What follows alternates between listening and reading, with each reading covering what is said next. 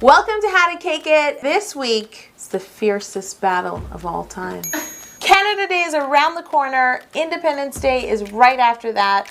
I couldn't choose, guys, so we're gonna have a red, white, and cake off on How to Cake It. Ready? I can speak as a Canadian and tell you that every time Canada Day rolls around, it makes me think of the beginning of summer. And you know what's great in the summer? Camp! Good segue, yo. Thank you. Camp Cake registration is open. It's a live stream baking event where you bake with me in the comfort of your own kitchen from anywhere in the world that you are. For 2 days, we are gonna be baking together in real time. I'm gonna do an emoji cake and some watermelon cake slices. Head to howtocakeit.com or I'll put all the details below. Head to howtocakeit.com and sign up. Now back to the red, white, and cake off. You're really liking that, aren't you? I love it. I love this. This is excellent. First up is Canada, and Canada is entering this race with a poutine cake. I believe the proper pronunciation is poutine. For my poutine cake, I baked 2 pounds of my chocolate cake batter in a 9-inch, really nice disposable cake pan that I found. Now I need to make my French fries, which are actually going to be sugar cookie French fries. Sugar cookie dough is quite simple. You beat butter and sugar, and then you add an egg and some flour and some baking powder. And to this, I did add a little bit of ivory food coloring because I wanted my fries to look like twice fried. I pour the dough out onto my butcher block and I just finish it off by kneading all the little bits together. I really like to roll out my sugar cookie dough on a non-stick silicone baking mat and then with a piece of parchment on top. I'll put a link below where you can get one of those mats. And then I place that sheet of dough onto a tray and put it in my fridge to chill. The dough really needs to chill for about 4 hours, and once it's ready, it's time to cut our fresh cut fries. To cut my fries, I use a sharp chef's knife. A sharp chef knife. I love sharp chef knives. Sharp chef's knife, and I cut strips all along the dough in one direction that are the thickness that's the same height as the dough was rolled out. Then I take each one of those strips and cut 2 or 3 fries from them. I don't want these fries to be even. Obviously, a potato is round. So when you cut it into fries, they're not all the exact same length. Make sure to leave room in between your sugar cookie French fries so that they don't all bake together. You want to bake your French fries at 350 degrees for about 10 to 15 minutes until they're nice and golden brown at the edges, just like fries would be. Once your French fry cookies are completely 100% cool, I used a little bit of brown and yellow color dust mixed together, and I just painted it onto the edges and corners of the fry with a light paintbrush just to sort of bring out some more caramelization. Double fried fries. Perfect. Okay, I'm having a moment. Oh, sorry. For the gravy for my poutine, I am making my favorite maple syrup caramel. As my caramel is cooling, I'm going to add 1 teaspoon of cocoa to it, which means even more flavor and it looks more like gravy. The last component of my poutine cake is cheese curds, which I'm gonna make out of modeling chocolate. Modeling chocolate is just corn syrup and white chocolate melted together. I'll put a link below which leads you to my blog where I will describe how you can make your own. To assemble this poutine cake, I took a cake dowel and I poked holes all around that cake. Like I literally just... And then I poured that maple caramel on top of the cake so it would fill those holes and leave a nice layer of maple caramel right on the surface. I start to lay my fries in every direction. I even break a couple. Oh, I was just wild. And then I take my modeling chocolate cheese curds out of the fridge, fill in all the little gaps with some modeling chocolate cheese curds, and then I pour on the maple caramel. Oh yeah, girl, I'm maple caramel. And I'm just gonna pour myself over your sugar cookie fries. This will be the sweetest poutine you ever had, girl.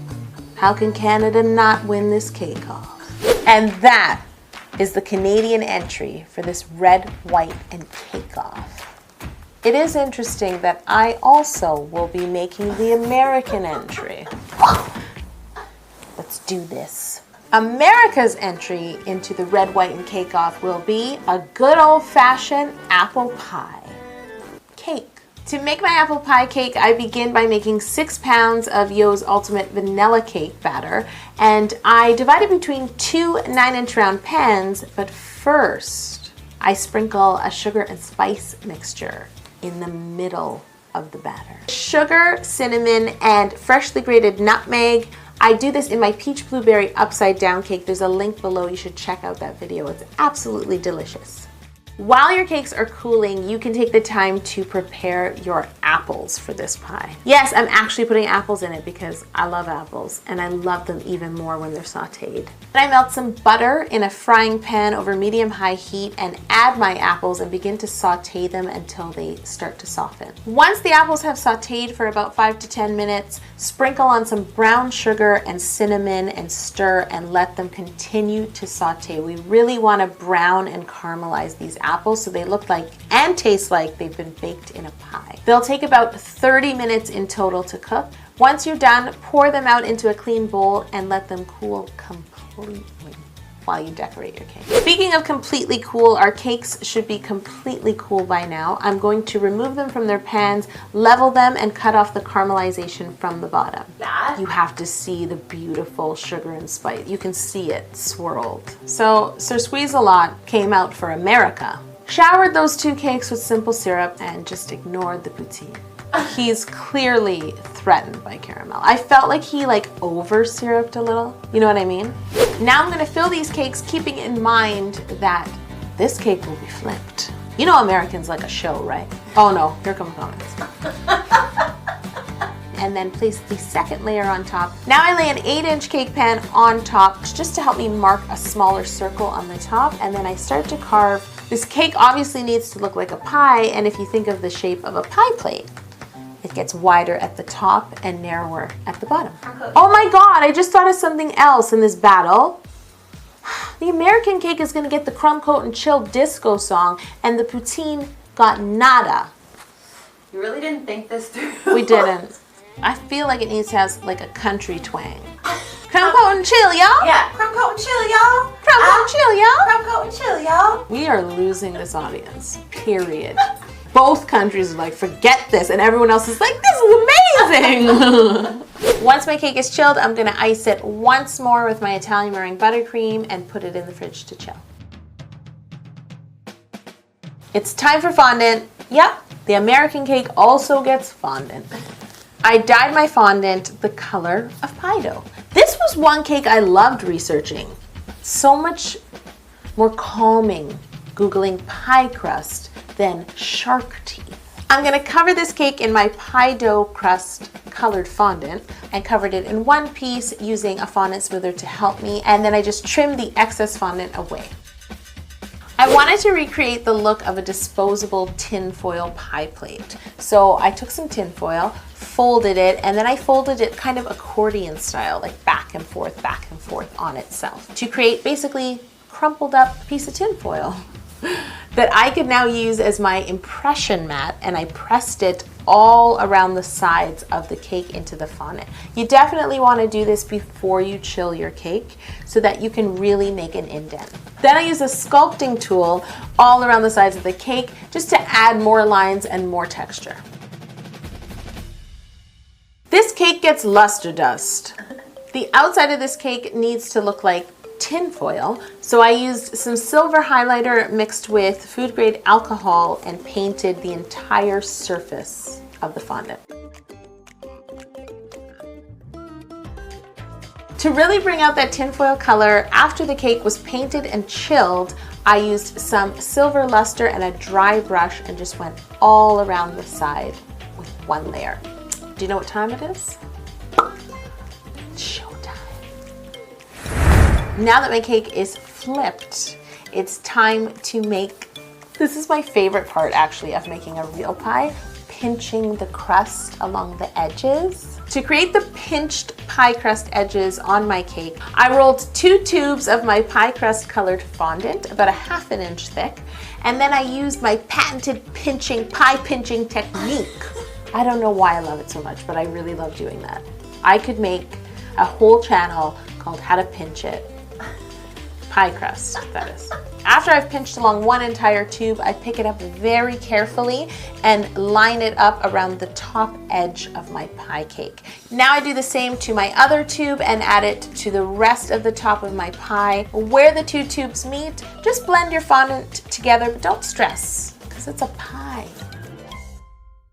My sauteed apple wedges are completely cool now, so it's time to place them on top of my cake inside the ring of pinched crust. And we don't want to see any cake through those apples because it's got to look like a pie.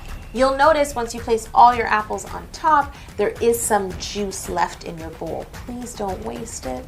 Spoon it on. Your cake will just absorb it. This cake has simple syrup and apple juice. Well, the Canadian cake had caramel. You're right, caramel is like caramel. I mean, girl, did you see that caramel? I really wanted to create a lattice pie top for my apple pie. I rolled out the rest of my pie crust colored fondant to 1/8 of an inch thin, and then I cut 1/2 inch strips from it. Basically what you need to do is take these strips and weave them on top of your cake in a crisscross motion, going up and over each strip until your lattice is formed. I'll put the step-by-step instructions on how to do this at howtocakeit.com or in the description below.